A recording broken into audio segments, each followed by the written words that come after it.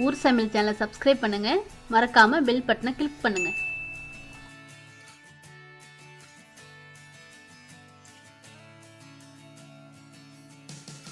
Hi friends, வணக்கம், welcome to ஊர் சமையல். இப்போ நாங்கள் எங்கே போயிட்டுருக்கோன்னா, யூஎஸில் வந்து நாட்டுக்கோழி கடை வந்து நாங்கள் ஆன்லைனில் பார்த்தோம். சரி, வந்து நாட்டுக்கோழி நம்ம ஊரில் தான் கிடைக்கும், இங்கே கிடைக்கிறது எங்களுக்கு அதிசயமாக இருந்துச்சு. அதான் நம்ம இன்றைக்கி வாங்கி சமைக்க போகிறோம். வாங்க போகலாம். ஆமாங்க, இன்னைக்கு நாட்டுக்கோழி ஸ்பெஷல். இன்றைக்கி பார்த்திங்கன்னா ஞாயிற்றுக்கிழமை காலையிலேயே பார்த்திங்கன்னா வந்தாச்சு கடைக்கு. எங்கள் வீட்டிலேருந்து பார்த்திங்கன்னா ஒரு 40 நிமிஷம் போல் ட்ரைவ் பண்ணி போகணும். இப்போ கடை கிட்ட வந்துட்டோம். இந்த கடையில் பார்த்திங்கன்னா லைவாகவே நம்ம சொல்கிற கோழியை கட் பண்ணி தராங்க பிடிச்சி. நாங்கள் வந்து இந்த சிகப்பு கோழி தான் சொல்லியிருக்கோம், இந்த உட்காந்துருக்கிற கோழி. இந்த கடையில் எல்லாமே கிடைக்குது. அப்புறம் வாத்து, அப்புறம் வான்கோழி, அப்புறம் முயல், அந்த மாதிரிலாம் நிறைய வச்சுருக்காங்க.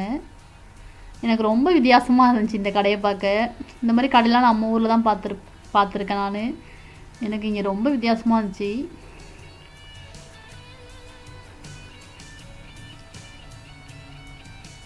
இப்போ கோழியை பிடிச்சி அவர் க்ளீன் பண்ணி கொடுக்க போகிறாரு.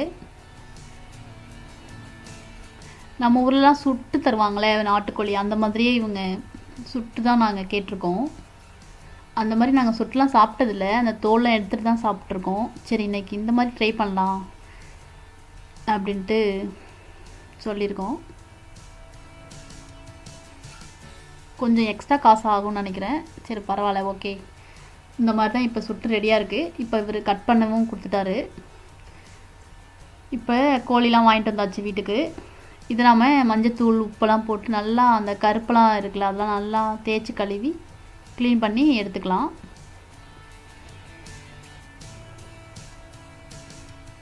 இப்போ பார்த்திங்கன்னா நல்லா கழுவி க்ளீன் பண்ணி எடுத்துட்டேன். இது நாம் வேக வச்சுக்கலாம். நான் இன்றைக்கி பவர் குக்கரில் தான் வேக வைக்க போகிறேன். நம்ம மட்டன் வேக வைப்போம்ல, அதே மாதிரி தான். இஞ்சி பூண்டு பேஸ்ட்டு, அப்புறம் மஞ்சத்தூள், அப்புறம் இந்த கறிக்கு தேவையான அளவு உப்பு, கொஞ்சமாக தண்ணியும் ஊற்றி இதை நம்ம நல்லா மிக்ஸ் பண்ணி விட்டுட்டு இது நம்ம மூடி வச்சு நல்லா வேக வச்சுக்கலாம்.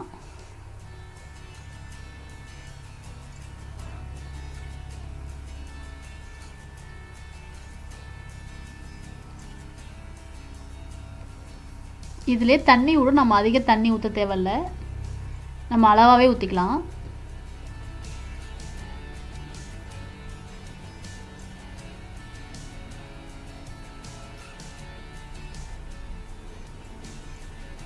இதில் நான் இப்போ எல்லாமே போட்டுட்டேன். மஞ்சத்தூள், உப்பு, அப்புறம் இஞ்சி பூண்டு பேஸ்ட்டு, தண்ணியும் ஊற்றியாச்சு. இப்போ நம்ம மிக்ஸ் பண்ணியும் விட்டுட்டு இதை நம்ம மூடி போட்டு வெயிட்டும் போட்டுடலாம்.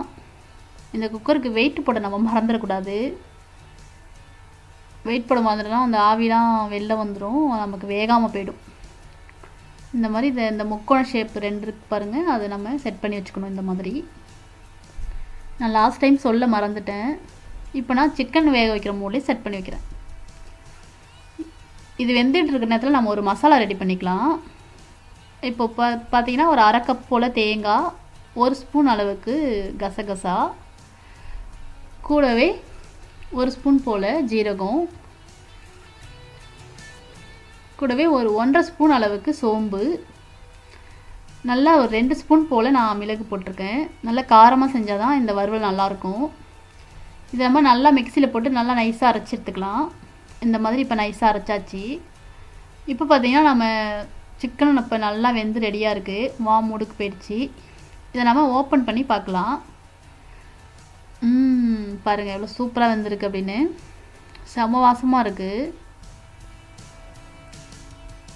அடுத்ததான் நாம் வறுக்கிறதுக்கு ரெடி பண்ணிக்கலாம். ஒரு கடாய் வச்சுருக்கேன்.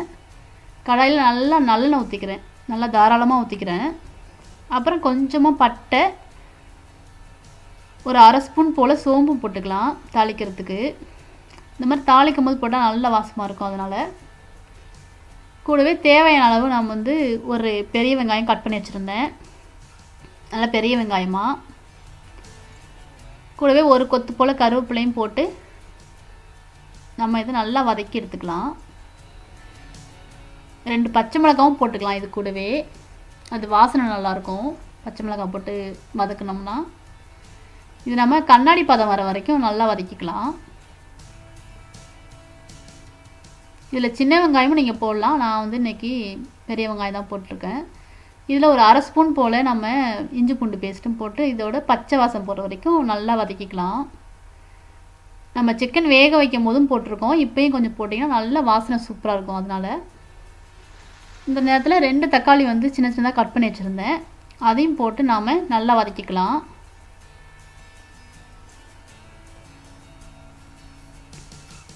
இப்போ இது வதங்கிறதுக்கு கொஞ்சம் உப்பும் போட்டுக்கலாம். நான் கறி வேக வைக்கும் போதும் போட்டிருக்கேன், இப்போயும் போடுறேன். 1/4 ஸ்பூன் போல் மஞ்சத்தூள், நமக்கு காரத்துக்கு ஏற்ற மாதிரி மிளகாத்தூள். இது எல்லாமே நல்லா பச்சை வாசம் போகிற வரைக்கும் நல்லா வதக்கி விட்டுக்கலாம்.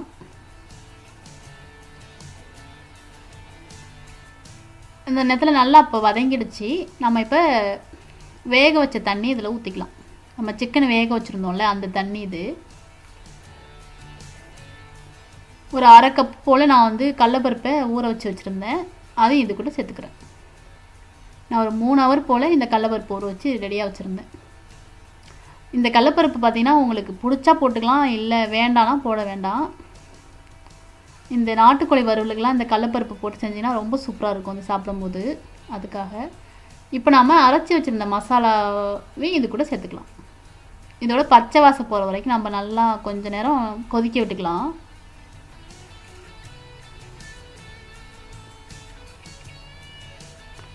இந்த கடலைப்பருப்போட நம்ம அந்த கறியெல்லாம் சேர்த்து சாப்பிடும்போது ரொம்ப சூப்பராக இருக்கும் டேஸ்ட்டு. இப்போ பார்த்திங்கன்னா கொஞ்சம் பச்சை வாசலாம் போயிடுச்சு. இப்போ நல்லா கொதிச்சிருக்கு. இந்த நேரத்தில் நம்ம வேக வச்ச சிக்கனை இது கூட சேர்த்துக்கலாம், நாட்டுக்கோழியை.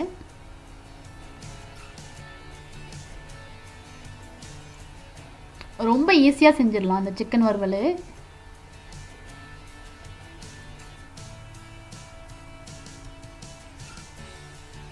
இப்போ வந்து நல்லா நம்ம மிக்ஸ் பண்ணி விட்டுக்கலாம். இதை நம்ம மூடி வச்சுலாம் வேக வைக்க வேண்டாம்.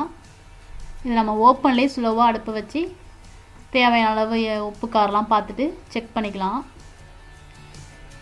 செக் பண்ணி நீங்கள் பத்தலைனாலும் இந்த நேரத்தில் நீங்கள் போட்டுக்கலாம். இப்போ பார்த்தீங்கன்னா நல்லா எண்ணெயெலாம் சூப்பராக பிரிஞ்சு வந்துருச்சு.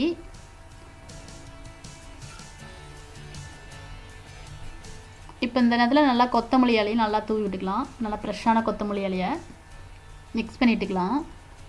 நான் கொஞ்சம் ஜூஸியாக தான் எடுக்க போகிறேன், ரொம்ப ட்ரையாக வறுக்க போகிறதில்ல. இது நம்ம சாம்பார் சாதம், ரசம் சாதம் இது கூடலாம் வச்சு சேர்த்து சாப்பிட்டா ரொம்ப சூப்பராக இருக்கும். நீங்கள் வெந்திருக்கான வேணாலும் ஒரு வாட்டி நம்ம செக் பண்ணி கூட பார்த்துக்கலாம். ஏன்னா நாட்டுக்கோழி கொஞ்சம் வேகாதுன்னு சொல்லுவாங்க. அதனால் இப்போ வறுவல் ரெடி ஆகிடுச்சு. நம்ம வேறு பவுலில் மாற்றி வச்சுக்கலாம். அவ்வளோதாங்க, நம்மளோட சூப்பரான சுவையான நாட்டுக்கோழி வறுவல் சூப்பராக ரெடி ஆகிடுச்சு. கண்டிப்பாக நீங்களும் உங்கள் வீட்டில் ட்ரை பண்ணி பார்த்துட்டு உங்களோட கமெண்ட்ஸை எனக்கு தெரியப்படுத்துங்க. நன்றி, வணக்கம். டடாய். ஊர் சமையல் சேனலை சப்ஸ்கிரைப் பண்ணுங்கள். மறக்காமல் பெல் பட்டனை கிளிக் பண்ணுங்கள்.